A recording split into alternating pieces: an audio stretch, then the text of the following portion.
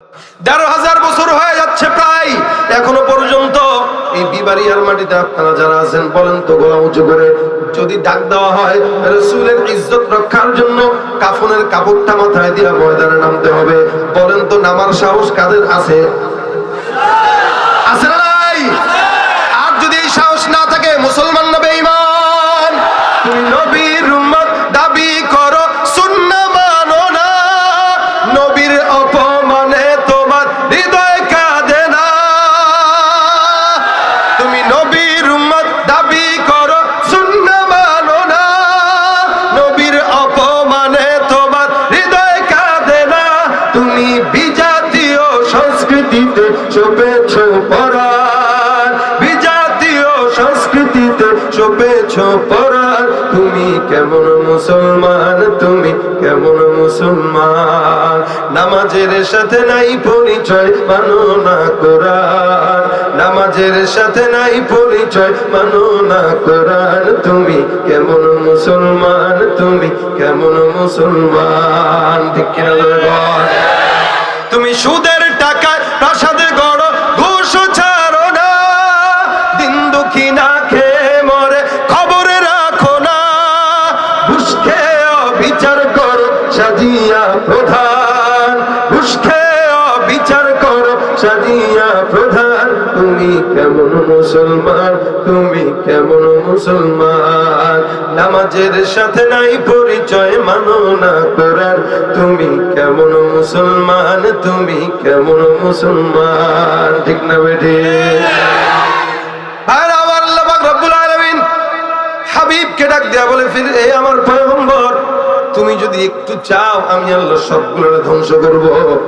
রাসূল ডাক দেয়া বলে, আল্লাহুম্মা হদি কওমি, হে আল্লাহ, আমার যেই সমস্ত উম্মতরা এই জায়গায় আছে, আল্লাহ এরা বুঝে না, মালিক তুমি দয়া করে এই সমস্ত বান্দাদেরকে হেদায়েতের রাস্তা দেখায় দাও। রাসূলকে কষ্ট দেয়, রাসূল করেন দোয়া, হেদায়েতের জন্য দোয়া। এটাই হলো নবীদের গুণ, এটাই হলো আলেমের গুণ, এটাই হলো ইসলাম ওয়ালাদের গুণ, নামাজীদের গুণ। তারা মানুষ কষ্ট দিলেও বলবে, আল্লাহ তুমি হেদায়েত দিয়ে দাও। পয়গম্বর আরবি সাল্লাল্লাহু আলাইহি সাল্লামকে কষ্ট দেয়। আজকে রাসূল করিম সাল্লাল্লাহু আলাইহি সাল্লামের মেজাজ গরম, কারণ ১ নাম্বার মেয়েকে তালাক দিল, ২ নাম্বার গালের ভিতরে থুতু মারতে চাইলো, ৩ নাম্বার চাদরটাও টান দিয়ে ছিঁড়ে ফেললো। আল্লাহ রাসূল সহজে বদদোয়া দেয় না। আল্লাহ পাক রব্বুল আলামিনের হাবিবকে ওই যে কত কষ্ট দিল, তারপরও কিচ্ছু বলে না। কিন্তু আজকে কেমন যেন মেজাজটা একটু গরম হয়ে গেছে। আসমানের দিকে হাত তুলে ডাক দেয়া বলে, আল্লাহ, তোমার যত কুকুরগুলো আছে, সমস্ত জংলার কুকুর ভিতর থেকে যে কোনো একটা কুকুর দিয়ে তুমি এই বেঈমানের বাচ্চাটাকে ধ্বংস করে দিও। বলেন তো, রাসূল করিম সাল্লাল্লাহু আলাইহি সাল্লাম যদি কোনো মানুষের জন্য দোয়া করে, কবুল হয় না? হয় না? বদদোয়া করলে বদদোয়া লাগে না? লাগে না? রাসূল করিম বদদোয়া দিয়া দিলেন। উতাইবা বাসায় চলে যায়।